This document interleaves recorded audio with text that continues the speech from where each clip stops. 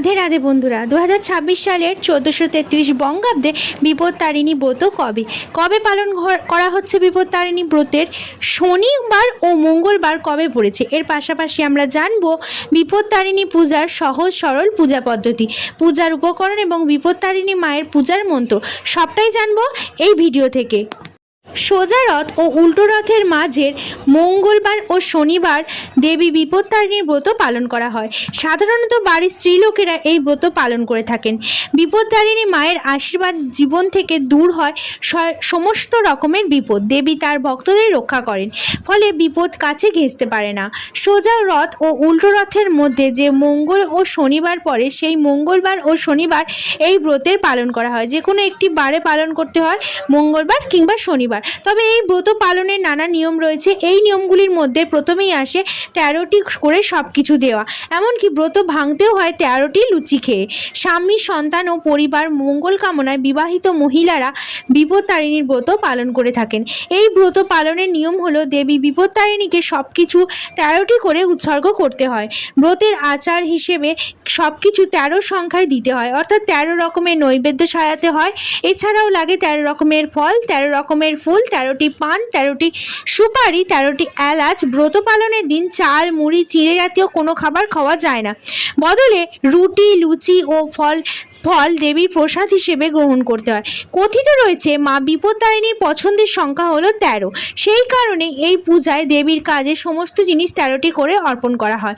শাস্ত্র মতে 13 সংখ্যাটি ব্যবহার করলে দেবীর আশীর্বাদ লাভ করা যায়। যে কোনো বিপদ থেকে দেবী আমাদের রক্ষা করেন।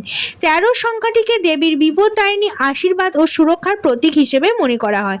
বিপত্তারিণী দেবী হল মা দুর্গার আর এক রূপ। তিনি সিংহ বাহিনী, তবে কোথাও কোথাও তিনি রক্তবর্ণা, আবার কোথাও কোথাও মা কালীর মতোই কৃষ্ণবর্ণা।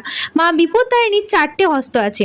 এই 4টি হাতে খড়গ, ত্রিশূল ও বরাভয় মুদ্রা রয়েছে। অনেকেই মনে করেন মা বিপত্তারিণী আসলে বাংলার এক লৌকিক দেবী। পূজার রীতি মূলত মহিলারা রথযাত্রা ও পূর্ণ রথযাত্রার মাঝে শনিবার ও মঙ্গলবার উপবাস থেকে দেবীর পূজা অর্চনায় অংশ নেন। তবে এই ব্রতের দিন শুধুমাত্র নিরামিষ খাবার খেতে পারবেন। ব্রতের দিন কোনো খাবার খাওয়া যায় না।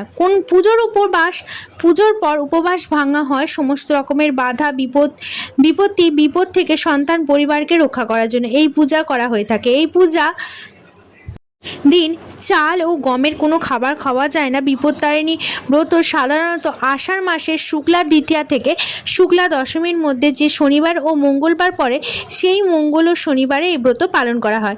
2026 সালে 1433 বঙ্গাব্দে বিপত্তারিণী ব্রত পালন হতে চলেছে শ্রাবণ মাসে।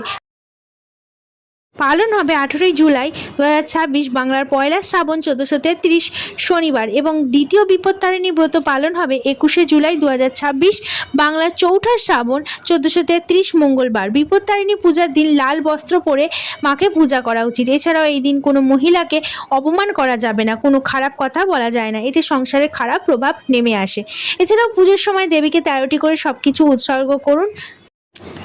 এই পূজা কোনো অপরিষ্কার জায়গায় করা উচিত নয়, এতে সংসারে সুখ শান্তি নষ্ট হয়ে যায়। এই দিন সকাল থেকে পূজা হওয়া পর্যন্ত খালি পেটে থাকতে হয়। পূজা সম্পন্ন হলেই ব্রতী কিছু খেতে পারেন। পূজা হয়ে যাবার পর 13টি লুচি এবং নিরামিষ তরিতরকারি খাওয়া হয়, ফল আহার করা যায়। এই দিন পূজা সমাপ্ত হলে ব্রতকথা অবশ্যই মন দিয়ে শুনতে হবে। এছাড়াও এই দিন দান অবশ্যই করতে হবে। নিজের সাধ্যমতো জিনিস দান করুন। বিপত্তারিণী পূজার জন্য কি জিনিস লাগবে? ঘট, আম পাতা, কচি ডাব, সুপারি, 13 রকমের ফল, 13 রকমের ফুল, 13 গাছের গিট দেয়া লাল সুতো ও 13টি দুব্বা, 13টি পান, 13টি সুপারি, আর লাগবে লাল জবা ও পদ্মফুল। বিপত্তারিণী এই দুটি ফুল অত্যন্ত প্রিয়, তাই পুজোর আয়োজনে এই দুটি ফুল না দিলে পূজা অসম্পূর্ণ বলে মনে করা হয়। বিপত্তারিণী পুজোর দিন ব্রত পালন করে পূজা করতে হবে। এই পূজা যদি বাড়িতে করতে চান তাহলে পূজার স্থান ভালো করে পরিষ্কার করে নেবার পর পূজার স্থানে উত্তর দিকে বা পূর্ব দিকে কাঠের চৌকি পেতে চৌকির ওপর চাল ও গঙ্গা জল ছড়িয়ে দিয়ে চৌকির ওপর লাল আসন পেতে আসনে উপর বিপত্তারিণী মায়ের ছবি কিংবা মূর্তি স্থাপন করতে হবে। আপনার কাছে যদি মায়ের ছবি কিংবা মূর্তি না থাকে তাহলে মা দুর্গা দেবী বা মা চণ্ডীর ছবি স্থাপন করতে পারেন। যদি কোনো কিছুই না থাকে তাহলে ঘট স্থাপন করেও এই পূজা করা যেতে পারে। ঘট স্থাপনের জন্য চৌকির ওপর সামান্য চাল দিতে হবে। চালের ওপর তামা, পিতল কিংবা মাটির ঘট প্রতিষ্ঠা করতে হবে। ঘটের গায়ে সিঁদুর দিয়ে স্বস্তিক চিহ্ন আঁকতে হবে। ঘটের মধ্যে কানায় কানায় গঙ্গার জল ভরে দিতে হবে। ঘটের ওপর বিজোড় সংখ্যায় আম পাতা দিয়ে দিতে হবে। আম পাতার প্রত্যেকটি পাতায় সিঁদুরের ফোঁটা দিতে হবে। এরপর ঘটের উপর সশিষ্ট ডাব রাখতে হবে। ঘটের ওপর গামছা পরিয়ে দিতে হবে। ঘটে চাঁদমালা, লাল ফুল দিতে হবে। পূজার সমস্ত সামগ্রী সাজিয়ে রাখতে হবে। পূজার নৈবেদ্য ভোগ সাজিয়ে রাখতে হবে। এই ভোগের মধ্যে 13টি লুচি, সুজির পায়েস, মিষ্টি, ফল সাজিয়ে রাখতে হবে। এরপর ধূপ দীপ জ্বালিয়ে আসনে বসে পূজা শুরু করতে হবে। যিনি পূজা করবেন তিনি বসবেন, আসনে বসবেন। চারিদিকে মাথার উপর এবং আশেপাশে গঙ্গা জল ছড়িয়ে দিতে হবে।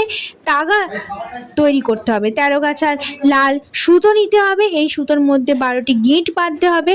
এরপর 13 নম্বর গিঁটে 13টি দুব্বা একসঙ্গে বেঁধে একটি গিঁট দিতে হবে। এইভাবে 13টি গিঁট দিয়ে একটি করে ডোর তৈরি করতে হবে। একটি করে তাগা তৈরি করতে হবে পরিবারের সব সদস্যদের জন্য। এই তাগাগুলি একটি থালায় রেখে মায়ের সামনে রাখতে হবে। এর মধ্যে একটি ফুল অবশ্যই দিতে হবে। প্রথমে ভগবান গণেশের পূজা করতে হবে।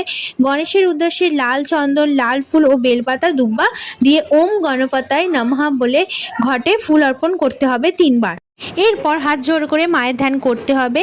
মায়ের ধ্যান করে নেওয়ার পর মাকে পুষ্পাঞ্জলি অর্পণ করতে হবে।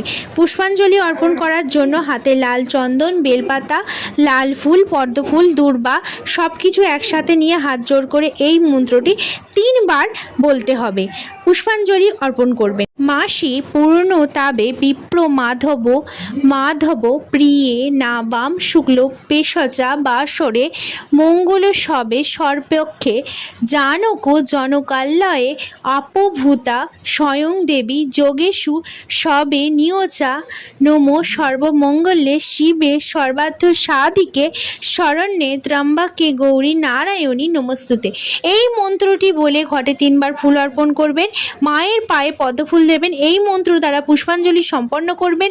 এরপর হাতে বেলপাতা, দুব্বা ও ফুল নিয়ে এক মনে ব্রতকথা অবশ্যই শুনবেন। ব্রতকথা শোনার পর মাকে বিধিবৎ আরতি করবেন। আরতি সমাপ্ত হলে যে লাল সুতো যে ডোর মাকে অর্পণ করেছেন সেই ডোর পরিবারের সবার হাতে বেঁধে দেবেন। পুরুষ হলে ডান হাতে, মহিলা হলে বাঁ হাতে বেঁধে নেবেন। আর এরপর যিনি ব্রত করেছেন সেই ব্রতী কিছু খেতে পারেন। আশা করি ভিডিওটি আপনাদের উপকারে আসবে। সম্পূর্ণ ভিডিওটি দেখার জন্য অসংখ্য ধন্যবাদ।